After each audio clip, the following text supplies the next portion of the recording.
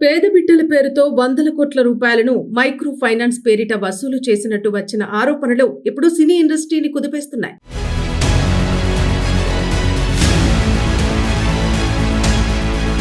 ఈ కేసులో ప్రముఖ గాయని మంగ్లీపై ఎఫ్ఐఆర్ కేసు నమోదు కావటం పెను సంచలనంగా మారింది. హైదరాబాద్ లోని పంజగుట్ట పోలీస్ స్టేషన్ లో నమోదైన ఈ కేసులో మంగ్లీని ఏఫైగా చేర్చారు.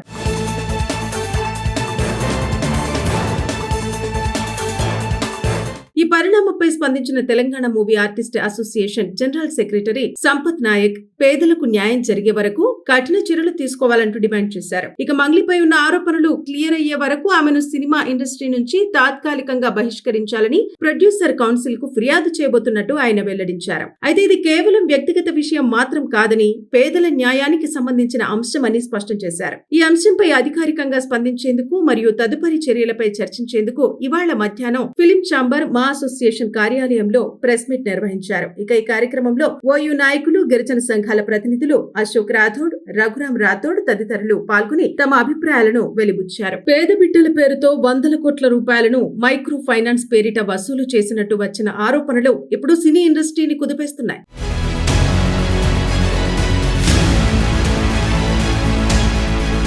ఈ కేసులో ప్రముఖ గాయని మంగ్లీపై ఎఫ్ఐఆర్ కేసు నమోదు కావటం పెను సంచలనంగా మారింది. హైదరాబాద్ లోని పంజగుట్ట పోలీస్ స్టేషన్ లో నమోదైన ఈ కేసులో మంగ్లీని ఏఫైగా చేర్చారు.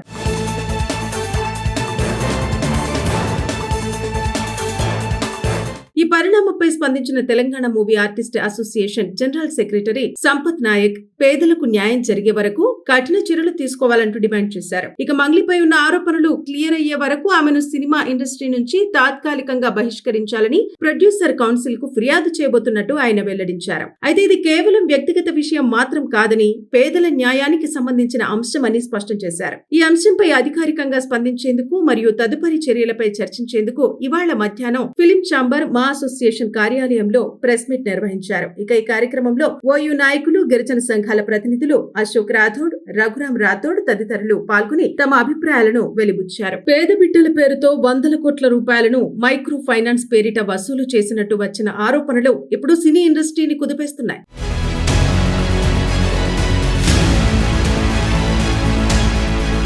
ఈ కేసులో ప్రముఖ గాయని మంగ్లీపై ఎఫ్ఐఆర్ కేసు నమోదు కావటం పెను సంచలనంగా మారింది. హైదరాబాద్ లోని పంజగుట్ట పోలీస్ స్టేషన్ లో నమోదైన ఈ కేసులో మంగ్లీని ఏఫైగా చేర్చారు.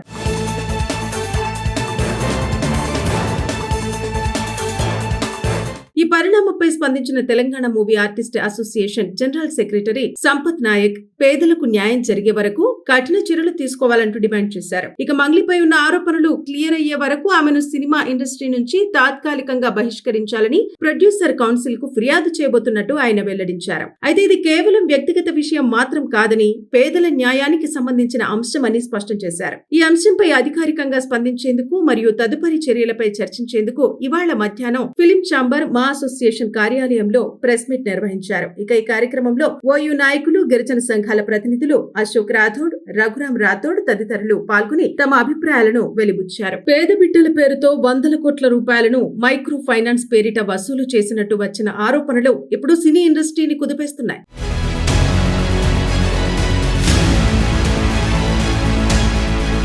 ఈ కేసులో ప్రముఖ గాయని మంగ్లీపై ఎఫ్ఐఆర్ కేసు నమోదు కావటం పెను సంచలనంగా మారింది. హైదరాబాద్ లోని పంజగుట్ట పోలీస్ స్టేషన్ లో నమోదైన ఈ కేసులో మంగ్లీని ఏఫైగా చేర్చారు.